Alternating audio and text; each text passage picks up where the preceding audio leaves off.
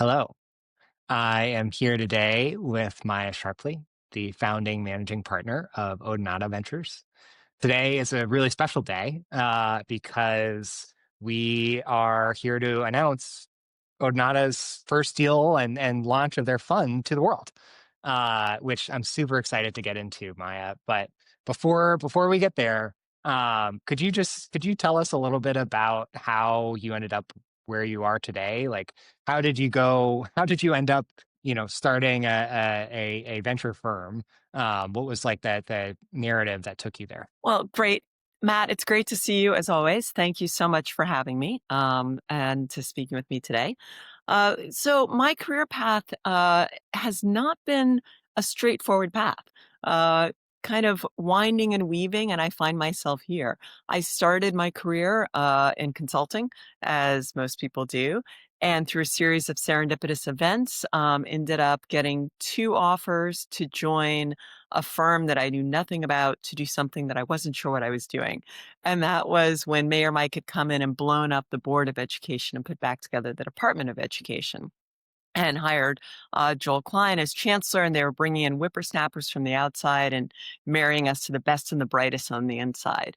So I thought I'd do that for a year, give back to the kiddies. And then the next thing you know, we're taking on the unions, we're doing all this cool stuff. And I really got immersed in education, right? It's the largest district in the country, and the change and the impact that we could have on lives, both the students' lives and also the teachers' lives. So stayed longer than I had anticipated, worked my way up, and then Kaplan called and said, "Hey, can you come over? We want to create a job for you." And I thought, wait, I thought I was going back into telco and media, but again, ended up at Kaplan and spent almost a decade there building and running businesses around the world, and managing large, hairy strategic initiatives on the CEO's desk. And so that's where I kind of was able to expand beyond K-12 and then at Kaplan get into all the different subsectors of education globally, built businesses for them, and also was very fortunate that I ran Kaplan's EdTech Accelerator in partnership with Techstars. So it was the very first pure play EdTech accelerator, and one of the highest performing in Techstars history still.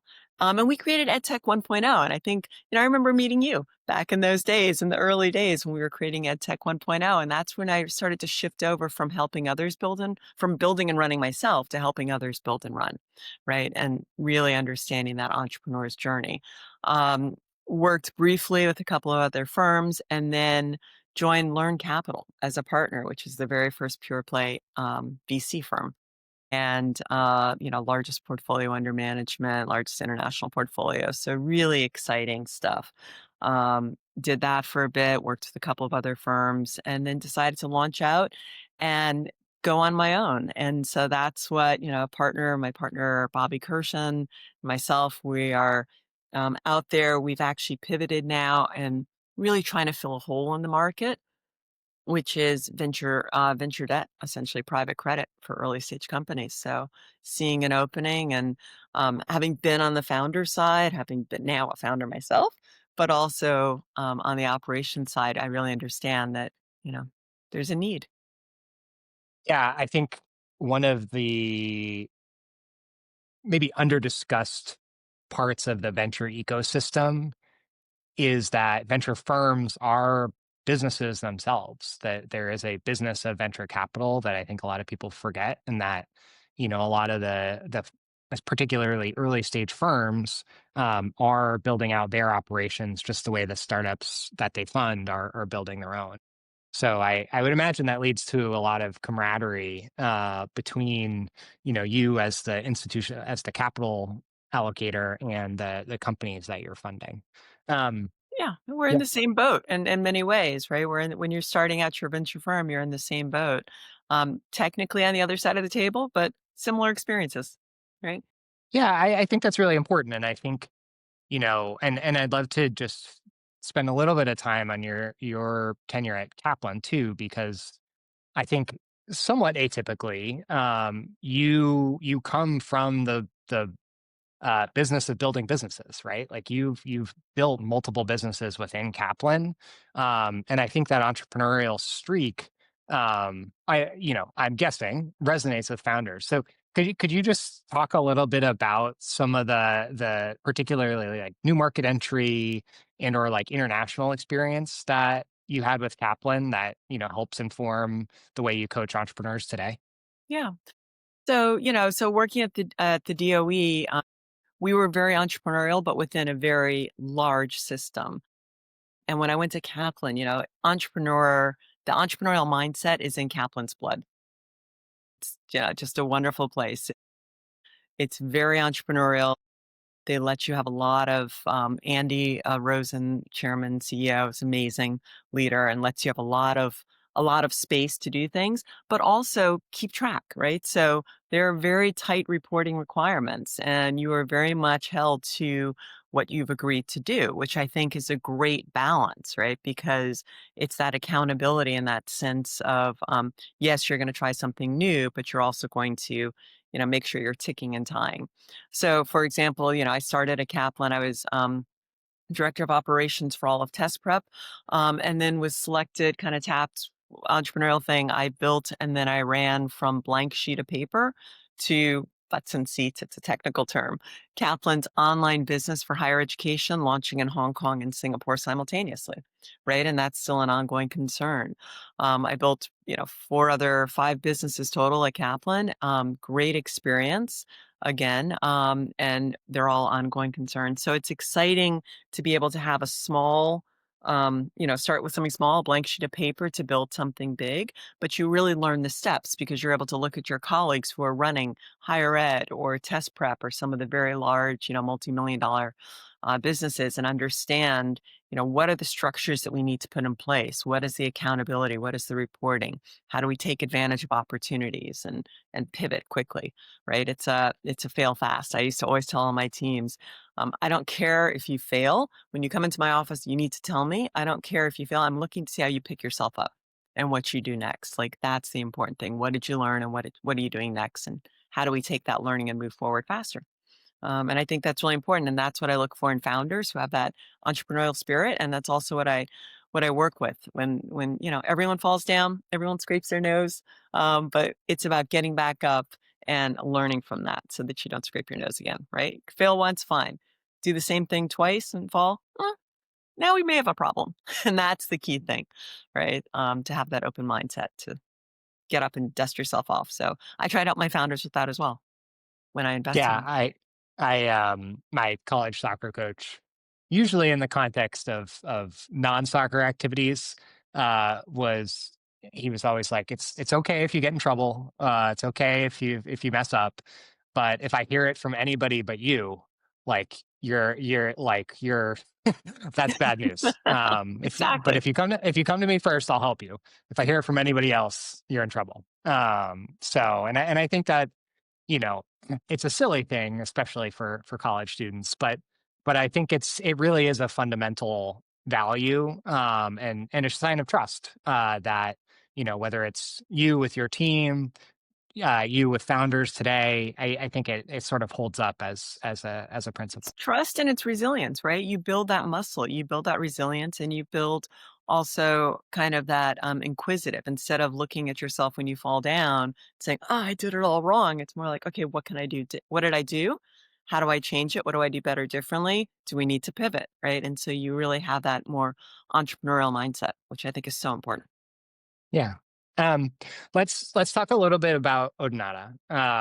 So maybe before I start asking questions, can you lay out just what are the like pretend I'm let's call it a 20-year-old. So I'm not five. I do actually understand a little bit of finance, but I'm 20. I'm still learning.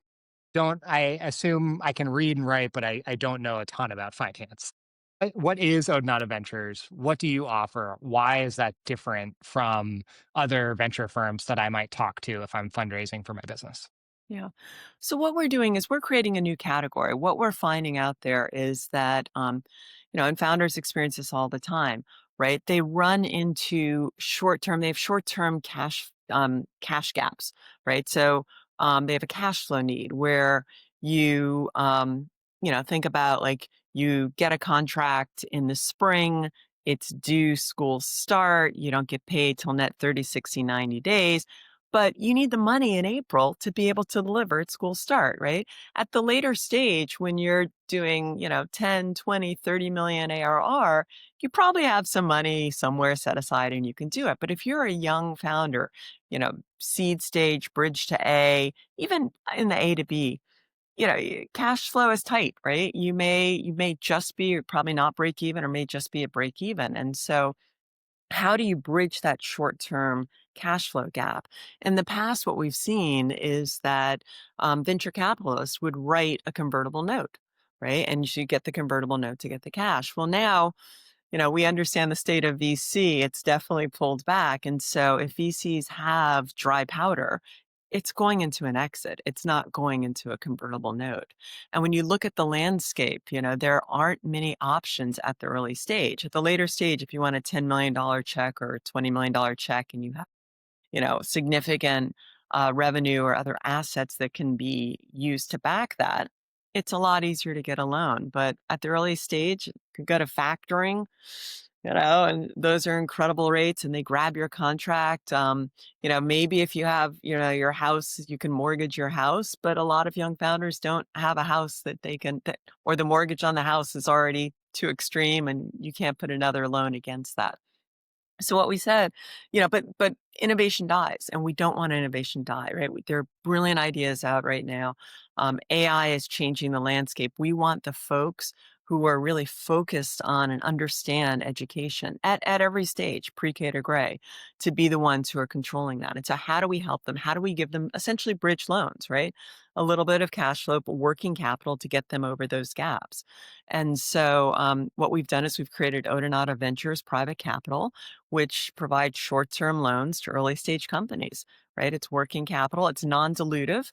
So unlike venture where, you're giving away X% of your company, yes, we will ask for a little bit of warrant, but it's a percentage of a percentage of percentage and allows you to stay in our village because now we have a relationship and, we are helping you to get to that next funding opportunity. Or alternatively, if you are a not-for-profit or a slow growth company, right, we also lend to you. We don't care about the tax status. We care about helping brilliant entrepreneurs get over that short-term hurdle. So, this is really a new idea where we're, tax status agnostic. We're looking at really the quality of the organization, what they're delivering, and can they deliver if we give them, if I give you $10, Matt, is that enough for you to be able to deliver against your next hurdle? And Probably that's really not. what we're I looking need at. like 100 or 100,000. Well, let's start with 10 and then we can go to 100,000. Well, we'll start with Yeah, 10.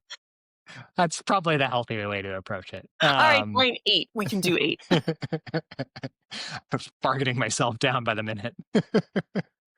um, it's sort of funny, like we've seen a fair amount of innovation in the private credit space at the high end. You see these deals for the AI data centers in the, tens, if not hundreds of billions of dollars of private credit dollars going to fund them. And it stands to reason that that innovation should come down to the early stage as entities get more sophisticated in how they evaluate these deals, right? And with education in particular, it feels like a sort of ripe market in that the contracts are very sticky and about as close to guaranteed as it gets. Obviously, nothing in life is guaranteed, but schools are a pretty good source of income or a pretty good source of revenue. But and this is what one of those like sort of funny details that people don't Always really in the know about. devil's in the detail. Yeah, well, it's like even though, these are government contracts often, schools are small organizations themselves with their own cash flow management uh concerns, right? And so I was talking to a friend who they had a vendor, and I'll be careful about how I frame this, but they had a vendor who essentially asked them to float their payroll at like 2 p.m. on a Friday afternoon. Ooh, it's getting a little close. And this person was like, I like I don't know why you think I have the capital to do this. Like that's not how this works. So there, but the point I'm trying to make is these are small organizations themselves who are trying to manage their own budgets, and it becomes this sort of game of like who can go the longest, who can stand pain the longest without a source of capital like you're trying to offer. And that can get through the seasonality and understands when and how school funding works, which you wouldn't necessarily expect a traditional bank to get. Absolutely. A lot of the banks, even some of the generalists who come into this space, right? They only do SaaS plays. It's a B2B SaaS play because that's the way they do de-risk it. But as you rightly point out, most of education, right? It's not a SaaS play. If you're selling into a school or you're selling into a university, or even if you're selling into a large corporation, you're doing workforce training, it's not a SaaS play. And so, there are very few options for entrepreneurs to really bridge this short-term cash flow gap. And we see that as a significant challenge. It takes away that ability. If you're focused on how do I bridge the gap, you're not focused on your product, you're not focused on your customer and delivery. So we want to remove that pain point so that the founders and their teams can focus on the delivery, can focus on the product and the customer, and getting their products out into the right hands. And what about just to push a little, like what about safes, right? Like Y Combinator, you know, evangelizes safes. Like, it seems it's like one sheet of paper and then I get the money in the bank. Like what differentiates you from a safe, and like why might, as an entrepreneur, I want private credit relative to that type of equity capital. And I get the difference between equity and credit, but like, safes have made it, seems to me, like pretty easy to access. How might you approach an entrepreneur who's asking Well, that safes question? are, it depends, right? So there's pros and cons with everything, right? And if you can secure a safe, that's great. It is dilutive though, right? So you are giving away some of your equity and usually a larger percentage. That also assumes that you have, a cap table that has that income, that has that dry powder to put into a safe. What we're seeing right now with the rapid decline, and you've talked about this in some of your other episodes, the rapid decline in venture funding, there isn't a lot of dry powder out there. If venture capital has, or the Y Combinators of the world, if they have it, they're looking either into mainly liquidity issues or getting into that next tranche. They're not necessarily saying, okay, how do I lock this up for another 5 or 10 or 15 years? If you give a safe, you're not necessarily getting that money back right away. Whereas we're able to, loan the money out, get it back right away, and then recycle it. So we can constantly, with our fund, we're recycling the money and we can support that many more entrepreneurs in need. Well, that's interesting. So with this fund, how many deals do you think you'll do? Well, so we're looking, if everything comes out as we hope it will, like if we raise 40 million, that allows us to do about 250 deals Whoa. Okay. over, So yeah, that's way more than a traditional over a venture fund. 4-year period. And so, we're helping that many companies recycling the money. And then the partners, the limited partners that we who have entrusted us with their money, they, get their money back in 4 years instead of 15 or 12, like on a If venture they're lucky. deal, right? Yeah. If they're lucky, right? Well, and that Um, volume is an order of magnitude larger than a venture fund would do of that size. Absolutely, absolutely. And so we're excited about the number of entrepreneurs we can help. In particular, Matt, if I give you the, all right, not 8, we'll give you the $10. We give you the $10 and then you give it back and everything's fine and you come back, next season and want 20, well, we have a relationship now, right? You have a track record, we have a history. So we're also looking at how we can build those relationships with founders over time, so that they can avoid taking down rounds or, other sort of dilutive funding, but they can actually come to us and also benefit from our village. and Gotcha. benefit from, insights and help and mentoring from the people in our village. We call it a village. Took a village to get me here. It's going to take a village to get me there. So we're bringing the village along and opening it up to everyone. Yeah, and speaking of the village, I know you've got Bobby as one of your partners. Who else is involved in this, and what types of roles are you hoping that they'll play? Yeah, so super excited. Bobby and I are co-founders of this, and between the two of us, our network is you know, Extensive. yeah, we've been around for a little I'll bit. say it. It's okay. It's very extensive. You guys Yeah. both know what you're doing. And so we have a tranche of founders who are coming in who are helping us with the village. Those are founders who have had exits. And so super excited because they actually can speak. They've been in the same shoes as the entrepreneurs that we're supporting. We have a tranche of folks who are in the private capital side and in finance, and they have that background. And so that they can, really say, okay, well, how do we think about this? Not only for my team, but also to help founders thinking through, well, should I take that safe or should I take another loan from Odonata or should I actually do a raise, right? And help think through what are the options. And then we have experts in different fields. So we have experts who do K-12 or higher ed or workforce training or, in terms of verticals, but then also in terms of stages. So, folks who have set up accelerators and incubators at the early stage, they understand that early stage pain that exists and how we can mitigate. And all of that also helps us with deal flow. So selfishly, it helps us to source and find great companies as well as supporting them. Yeah, just to opine a little bit, what I appreciate about what you're building is the intentionality that comes with the capital, right? And, you know, just observing this ecosystem for the past 5 or 10 years, um, there's such a focus on venture, right? On equity capital, right? And like that's what gets the headlines and TechCrunch. That's what's everybody's all hot to trot about. That's frankly what I built my newsletter on. So like I'm just as guilty of this as anybody You else. helped it. You helped us get there. Yeah, yeah, but I with the benefit of experience, I realized that a lot of times folks will come to me and just be trying to raise venture for the sake of trying to raise venture. They don't have like a great answer for why they need the money. And so I spend a lot of time being like, "Are you sure?